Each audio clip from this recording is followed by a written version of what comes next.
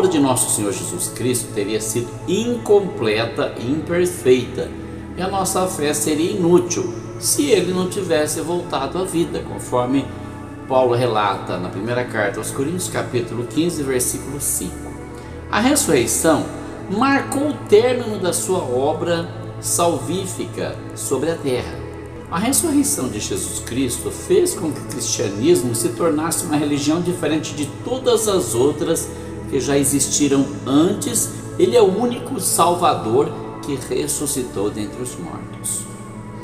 Nenhuma outra religião pode dizer que seu fundador deixou o túmulo vazio, porque em todas as partes do mundo, por onde você for, você encontrará uma inscrição em algum lugar dizendo: aqui jaz os restos mortais de Buda, seja Confúcio, seja quem for. Mas os cristãos verdadeiros não costumam se reunir no lugar onde estão os restos mortais do fundador de sua religião, porque ele não ficou no sepulcro. Nós o exaltamos como nosso Salvador vivo. Ele venceu a morte, venceu o inferno, e visto como ele está novamente vivo, temos a esperança da vida eterna, porque esta será a nossa herança. A ressurreição de Jesus Cristo é a pedra angular, a pedra fundamental da fé cristã. Sem a ressurreição, a morte dele não teria a menor significação, porque foi através dela que mostrou o poder de sua morte, valorizando-a. Foi através da ressurreição que Jesus Cristo mostrou o poder da sua morte, valorizando-a. A respeito disso, o apóstolo Paulo escreveu o seguinte: o qual por nossos pecados foi entregue e ressuscitou para a nossa justificação, conforme Romanos capítulo 4, versículo 25. Existem muitas outras razões pelas quais a ressurreição reveste-se de tanta significância para nós. Vamos observar alguns dos resultados mais significativos desse grande acontecimento. Primeiro, a ressurreição nos mostra que a obra de Cristo como substituto do pecador foi aceita por Deus. Podemos ter certeza de que o Senhor, Deus, aceitou a morte substitutiva ou vicária, se quiser assim, de Cristo, porque Deus o ressuscitou dentre os mortos, conforme todas as referências que nós temos, Atos capítulo 2, verso 24 e o verso 32, capítulo 3, verso 15, capítulo 4, verso 10, capítulo 5, verso 30 e tantas outras passagens no Novo Testamento que afirmam claramente que nosso Senhor Jesus Cristo ressuscitou ao terceiro dia. Segundo, a ressurreição confirma a divindade de nosso Senhor Jesus Cristo. Paulo declara em Romanos capítulo 1, verso 4: declarado Filho de Deus em poder, segundo o Espírito de Santidade, pela ressurreição dos mortos.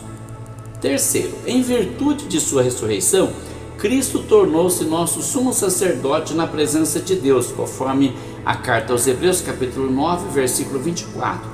Ele é o nosso intercessor, conforme Paulo diz aos Romanos capítulo 8, versículo 34, nosso executivo nas dimensões celestiais, conforme Efésios capítulo 1, versículo 20 até o 22, e o nosso mediador, como Paulo diz em 1 Timóteo capítulo 2, versículo 5. Também é o nosso advogado ou defensor, conforme a primeira carta de João capítulo 2, versículo 1. Assim, completando o livramento da servidão que ele nos deu por meio de sua morte, Cristo intercede em nosso favor perante o trono da graça. Quarto, a ressurreição demonstra o grande poder de Deus por nos haver provido a salvação. Podemos ter a certeza de que Ele nos suprirá o poder necessário para viver para Ele e para servi-lo com muito poder. Podemos comparar Filipenses capítulo 3, versículo 10 com Filipenses capítulo 1, versículo 6. Ele é o Todo-Poderoso. E quinto, a ressurreição é a nossa garantia de que aqueles que morrem em Cristo serão ressuscitados dentre os mortos, conforme ele prometeu no Evangelho de João, capítulo 5, versículo 28, capítulo 6, versículo 40, em Romanos capítulo 8, versículo 11, e 1 Coríntios capítulo 15, versículo 20 a 23, também em 1 Tessalonicenses capítulo 4 e versículo 14.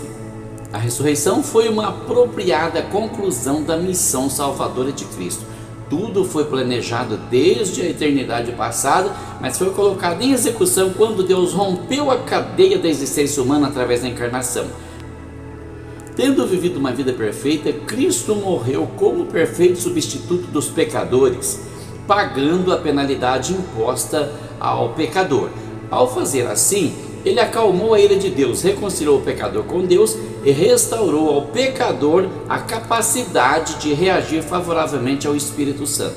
Então a obra de Cristo completou-se na terra e finalmente chegou o tempo dele retornar ao Pai. Sua missão havia sido completada com sucesso.